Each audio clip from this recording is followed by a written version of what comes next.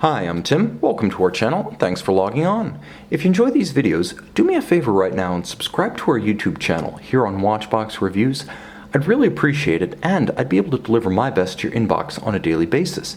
If you like the watches, you can buy them on our website, thewatchbox.com, where we have pricing, high-res photos, and all boxes, papers, and accessories included with each watch.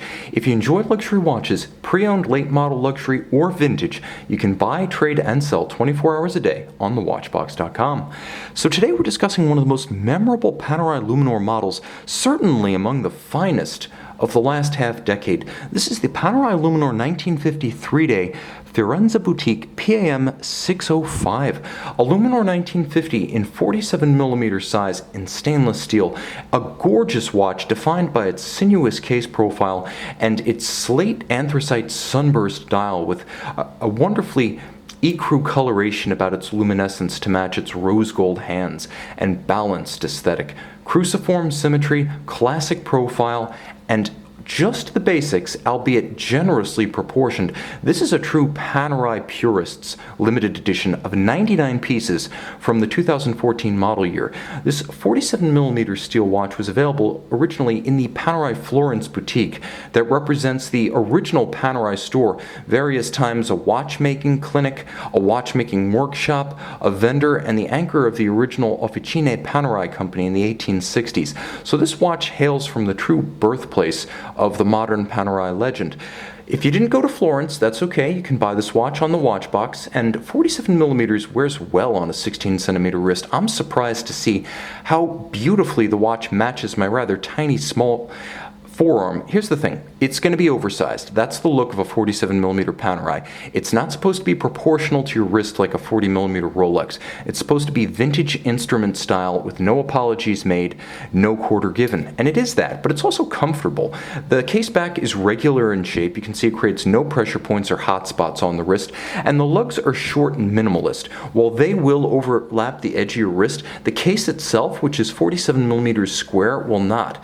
Now this isn't a dress watch by any means, but it should have no trouble with the dress cuff of a jacket. The sleeve underneath may have some difficulty clearing the 16.5mm profile, but because of the sloped case flank, conical bezel, and domed crystal, you will find that jackets and loose sweaters have no trouble riding up its flank.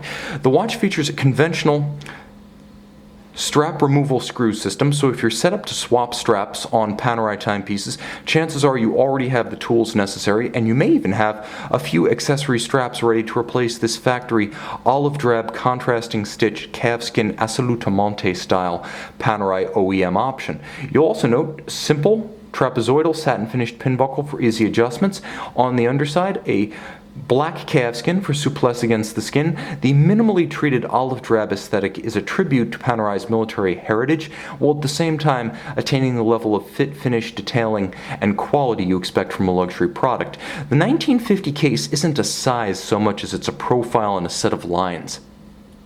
Less of a squat tuna can and more of a sinuous compound curved and alternately curved and creased profile. The idea is that the 1950 case approximates the reference 6154 and 6152 that were coming into service in roughly the year 1950 from Panerai, and thus you have the more squared off welded on style lugs.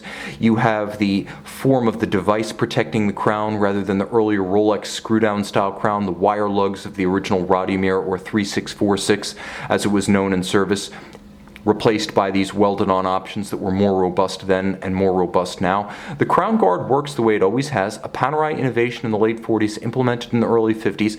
You have a locking lever that allows you to quickly and easily access the crown for winding, or if you wish to pull it out and set the watch, there's no need to screw the crown out. The locking lever helps the watch to attain its 100-meter water resistance, and it's accessible the second you lift the leather.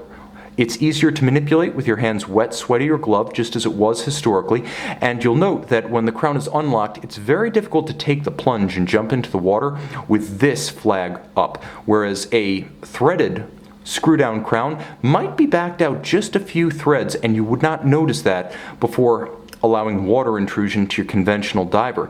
Now this is not a dive watch, but it does boast the same level of hermeticity at 100 meters as many hardcore screw-down crown aquatic timepieces. You'll also note that the dial is part of the appeal of this watch. Along with the profile, and this is one of the few luxury watches that you can recognize in silhouette alone, you'll note that the dial has a rich sunburst texture about its coloration. It does have a grain that radiates out from the cannon pinion at center, but then it also has a handsome stencil profile, what's known as the sandwich dial, with the stenciled numerals and indices on top. And then you can see the ecru luminescent disc. It is a full luminescent disc underneath. The hands at center are rose gold, and because of the sunburst texturing of the dial, it has a dynamism, with the light splaying across its surface and dancing as you move it with respect to your light source. It glows in the soft diffused light of my light box. It explodes in natural light. There will be a lume shot at the end. Of course, the watch is a special piece, not just in terms of aesthetics, although it's certainly an exceptional example of Panerai design in the modern era, but because it does tell you its point of origin, Firenze or Florence, at 6 o'clock. This is a boutique exclusive whose origin will not soon be forgotten. Now, there are a few privileges in the in-house generation of Panerai calibers, and this caliber 3000 features a time zone function, so you can actually jump time zones without stopping the movement, forward or backwards, without budging the minute hand. This is perfect for world wanderers. Let's give ourselves some more light here, because we really do deserve it. Now you can really see the good effect, the effect of light on that sunburst dial. I will also mention that the device protecting the crown is better at protecting the crown from hard knocks and shearing than a conventional shouldered crown guard, because it does offer all aspect resistances. Now, under the case back, which is screwed in, you have a Panerai caliber P3000. It debuted in 2010. It's a modern 3-day power reserve manual wind Panerai caliber.